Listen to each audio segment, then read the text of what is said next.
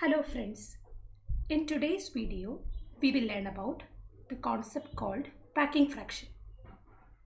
The packing fraction can be defined as the ratio of mass defect and mass number.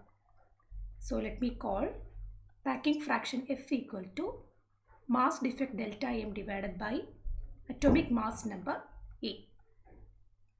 The value of packing fraction is actually a measure of the stability of the nucleus.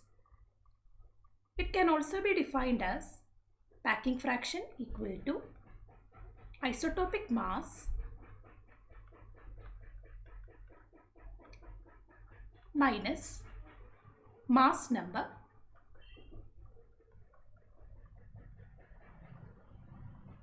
divided by mass number.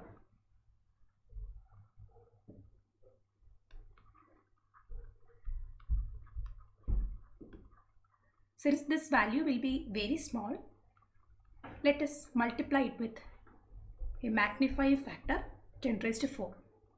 So what is isotopic mass minus mass number? It actually corresponds to mass defect, right?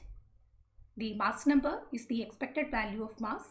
Isotopic mass is the actual value of mass.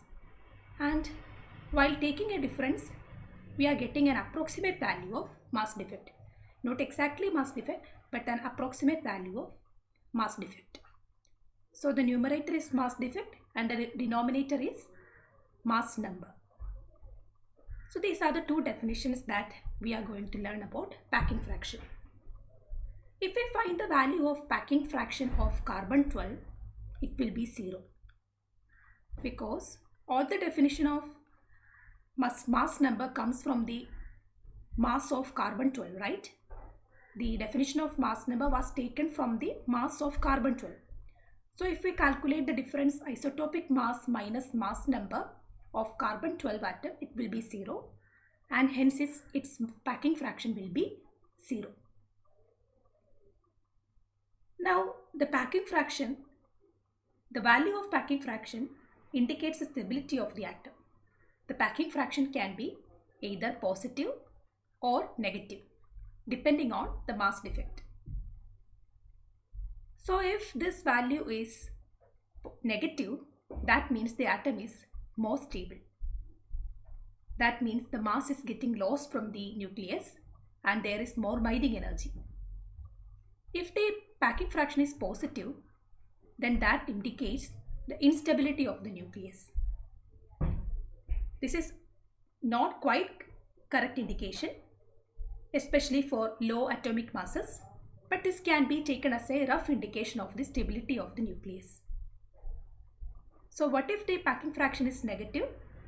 If packing fraction is negative, that means there is more mass defect, there is more mass difference between isotopic mass and mass number, and that means more mass is lost and there is more binding energy.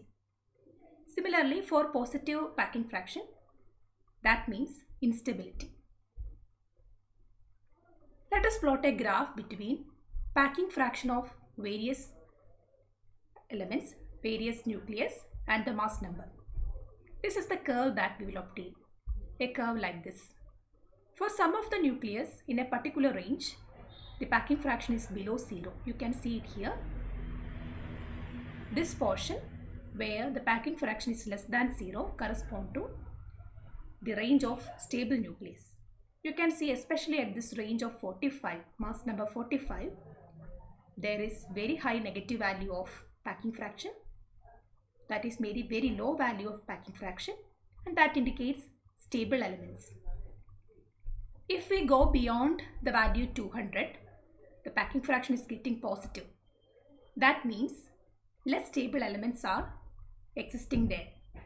So those elements beyond the mass number 200 will try to undergo fission, nuclear fission, and try to reach a lower mass number. Similarly, for lower mass numbers, you can see the expected curve is like this. But if we actually find the value of the packing fraction of helium, carbon or oxygen, the values are in this range. For carbon 12 it is 0. For helium it has a particular value of 10. So this is the point of